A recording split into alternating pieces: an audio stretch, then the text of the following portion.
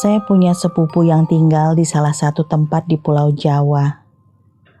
Sepupu saya tinggal berdua saja sama ibunya, sementara ayahnya tidak tahu kemana. Dan di saat saudara-saudara sepupu lain suka datang ke rumah sepupu-sepupu yang bisa dibilang mapan, kaya raya, dan rumahnya itu nyaman untuk jadi base camp liburan, tapi saya lebih suka dan excited banget buat tinggal di rumah Mas Gunawan dan Bule Ratmi.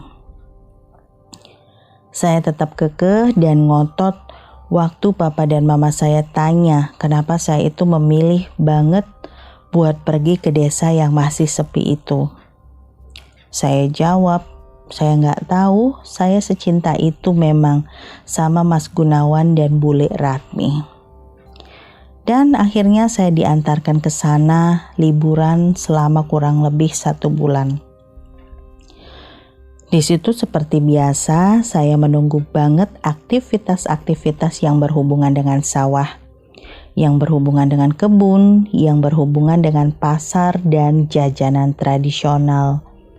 Tapi sepertinya walaupun hampir setiap tahun saya ke sana, ada beberapa hal yang masih saya belum paham tentang semacam kepercayaan masyarakat di sana. Hal-hal apa saja yang boleh dilakukan dan sama sekali tidak boleh dilanggar.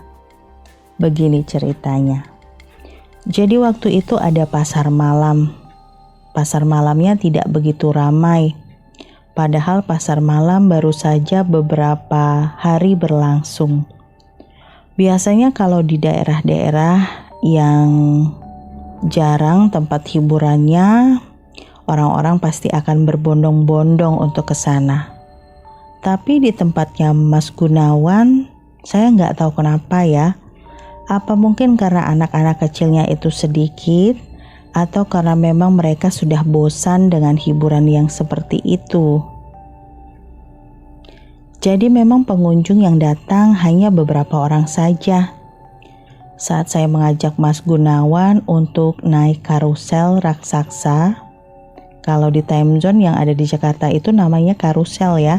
Karusel seperti kuda-kuda yang berputar, tapi bedanya kuda-kuda ini bisa diduduki oleh orang-orang dewasa.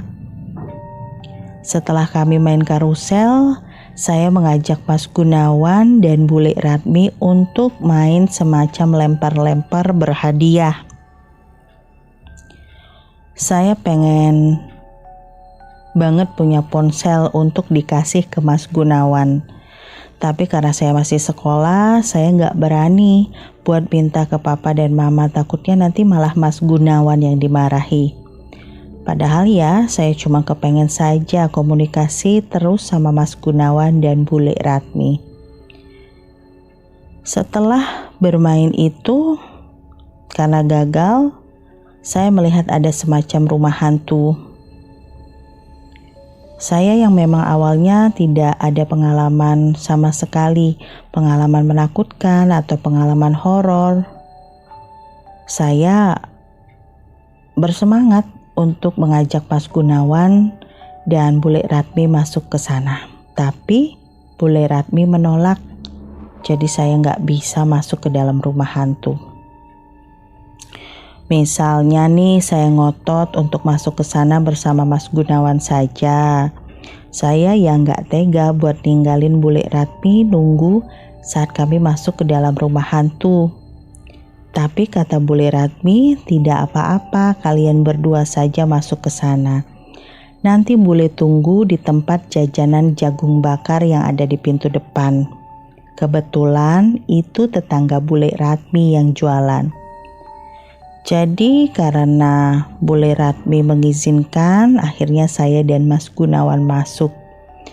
Kami mengambil tempat duduk di bagian tengah, karena itu rumah hantunya bisa dieksplor dengan semacam kereta yang mengelilingi rumah hantu. Jadi kita nggak berjalan kaki masuk ke dalam sana. Kami duduk di bangku kereta paling tengah. Keretanya ngeblong, tidak ada dinding sama sekali, cuma tempat duduk saja. Dan di situ saya merasa sandal saya menyentuh sesuatu. Di dalam rumah hantu itu, posisi cahayanya kan kadang-kadang gelap, kadang-kadang terang. Di situ saya coba buat ambil sesuatu yang menyentuh jari jemari kaki saya sambil bertanya-tanya sesuatu itu apa. Saya pegang-pegang bungkusan yang saya rasa itu adalah kresek. Dan di situ saya pikir, apa itu bungkusan nasi? Karena ketika diraba-raba, bentukannya agak sedikit keras dan padat. Tapi ada aroma bunga kenanga dan daun pandan. Wah, saya pikir ada yang buang nasi sembarangan nih, ucap saya dalam hati. Waktu saya sudah selesai main rumah hantu, saya sembunyikan itu di balik pinggang saya. Gak tahu kenapa saya batin setelah meraba-raba lebih lama, bentukannya itu seperti agak sedikit kotak, agak sedikit persegi panjang juga. Dalam hati saya bilang kalau itu adalah uang. Saya gesek-gesek telunjuk saya pada permukaannya dan saya mendapati tekstur seperti lembaran-lembaran uang. Saya simpan itu bungkusan. Saya nggak beritahu Mas Gunawan sama Bule Ratmi. Kami pulang ke rumah naik becak bertiga. Sepanjang perjalanan di dalam becak, paman becaknya bilang kalau beban becak itu terasa berat banget. Padahal paman becaknya masih gagah dan kuat. Terus saya bilang, paman kan badan saya kecil, badan bule saya juga kecil. Badan Mas Gunawan juga gak berat-berat banget. Mas Gunawan memang tadinya mau jalan kaki, tapi Bule Ratmi melarang karena sudah malam. Di situ paman pengayuh becak sudah ngeluh kalau becaknya semakin berat dan berat. Dan akhirnya kami tiba di rumah jam 11 lewat. Saya tidur di kamar bareng Bule Ratmi, sementara Mas Gunawan tidur di semacam bali-bali di ruang tamu. Waktu saya coba tidur, saya nggak bisa tidur nyenyak, terus keingetan bungkusan yang sudah saya pindahkan ke dalam koper saat bule saya sudah tidur nyenyak. Waktu saya buka, ternyata isinya benar-benar uang yang banyak banget. Uang asli ya. Ketika saya hitung, sambil saya hitung, badan saya mulai merinding, kedinginan. Dan seperti ada suara gemerincing gelang kaki yang berputar-putar di sekitar kamar bule. Saya gak menggubrisnya, saya tetap hitung dan tetap hitung uang itu. Dan semakin yakin kalau itu uang asli karena memang ada garis-garisnya. Setelah dari situ malam itu saya tidak bisa tidur. Saya bilang ini pasti rezeki banget, rezeki buat Mas Gunawan beli ponsel. Tapi besok paginya, ketika saya coba buat bangun, saya malah sakit. Tidak bisa bangun sama sekali. Tulang belulang kaki saya berat, tidak bisa digerakkan dan lemah. Saya coba buat jalan tapi tentu saja gak bisa. Bangun buat duduk saja rasanya seperti akan mati. Saya jatuh beberapa kali, badan-badan saya juga kayak keluar semacam kemerahan yang lebar-lebar. Di situ Bule Ratmi bingung dan langsung pinjam ponsel tetangganya buat hubungi mama saya. Mama saya bilang saya nggak ada alergi makanan, alergi cuaca atau alergi apapun. Mungkin cuma kecapean dan butuh istirahat saja. Bule Ratmi agak sedikit tenang. Tapi malamnya saya demam tinggi. Saya menangis berteriak-teriak. Itu menurut versi Bule Ratmi dan Mas Gunawan.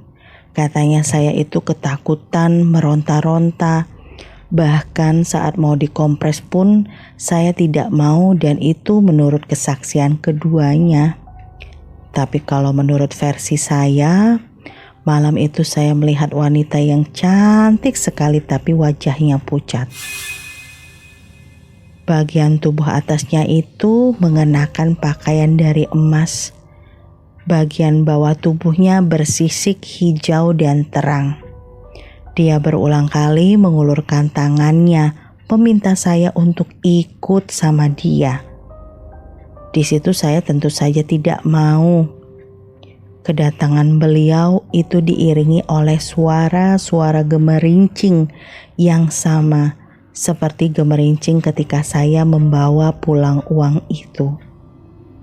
Saya gak mau makan, gak mau minum, dan tubuh sudah benar-benar lemas. Beberapa hari saya mendapati sesuatu yang aneh datang ingin menjemput saya. Saya semakin kurus, tirus, dan mengkhawatirkan.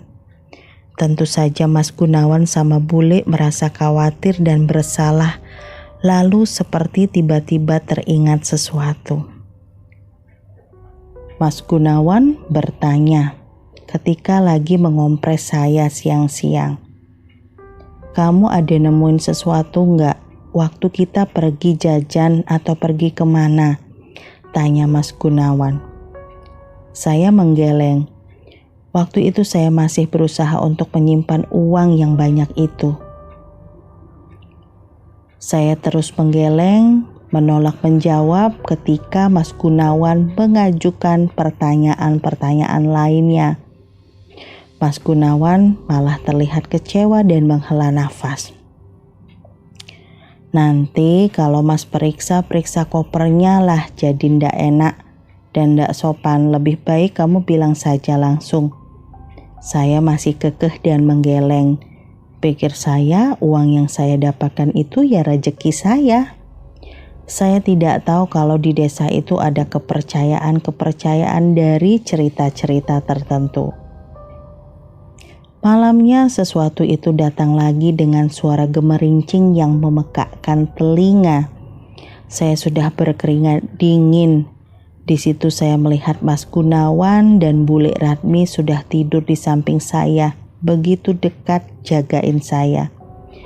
Tapi saat sesuatu itu datang dengan buntutnya yang panjang, lebar, dan besar, saya tidak bisa bergerak, tidak bisa membuka mulut untuk memanggil Mas Gunawan ataupun Bule. Saya benar-benar ketakutan, apalagi ketika dia semakin mendekat, seolah-olah dia itu hendak mengambil aura kehidupan saya. Suara saya tercekat di tenggorokan. Rasanya semuanya itu memudar, berkunang-kunang, dan terlihat tidak jelas. Bule terbangun. Mungkin Bule melihat saya sudah kayak melotok, tubuh saya sudah setengah terangkat. Di situ Bule istighfar sambil bangunin Mas Gunawan. Mas Gunawan terus kebingungan, nangis sambil memanggil-manggil nama saya. Bule bilang ke Mas Gunawan agar panggilin Pak Kiai. Mas Gunawan langsung lari. Tak berselang lama Pak Kiai datang. Saya sempat mendengar suara Pak Kiai yang merdu dan lembut membacakan doa-doa. Dan setelahnya saya tidak ingat apa-apa lagi. Saya sadar beberapa hari kemudian tubuh saya sudah tidak sakit. Sudah bisa bergerak sedikit, namun memang belum leluasa. Bule masih rajin kompres-kompres saya pakai air yang diberikan oleh Pak Kiai. Mama dan papa saya datang. Bule sama Mas Gunawan minta maaf, tapi saya bilang saya yang salah. Dan ternyata semua penyebabnya adalah uang segepok yang saya temukan di wahana rumah hantu waktu itu. Uang itu sudah dikembalikan, karena menurut Pak Kiai uang itu bukan rezeki tapi uang sesuatu. Dan selama saya dirawat Bule dan Mas Gunawan, hubungan mama, papa dengan Bule Radmi kembali erat. Di situ saya ceritakan semuanya dengan sejujur-jujurnya. Saya mengambil uang itu, saya pikir itu uang rezeki. Saya kepengen banget beliin Mas Gunawan HP biar Mas Gunawan bisa pasang iklan di sosial media. Mas Gunawan kan jago benerin komputer, benerin radio, benerin televisi. Maksudnya biar orang-orang lebih banyak tahu dan mungkin mama dan papa saya tersentuh dengan hal itu. Mereka melupakan apa yang menjadikan jalan-jalan dan ketersinggungan di masa lalu. Saya nggak tahu cerita persisnya itu seperti apa, tapi yang pasti semenjak saat itu keluarga kami akrab lagi dan dekat lagi.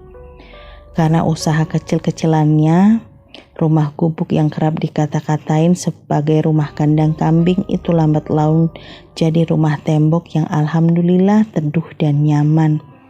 Dan setiap tahunnya satu persatu sepupu-sepupu kami kerap mampir ke sana. Sampai kami dewasa dan kepercayaan menemukan uang-uang di desa itu memang sampai sekarang masih kental. Dan yang sudah ngerti pasti gak bakalan ngambil jika menemukan sesuatu. Entah itu uang, barang-barang berharga, ataupun perhiasan-perhiasan. Karena menurut kepercayaan di desa itu, uang itu atau barang-barang berharga itu sebagai tumbal pengganti.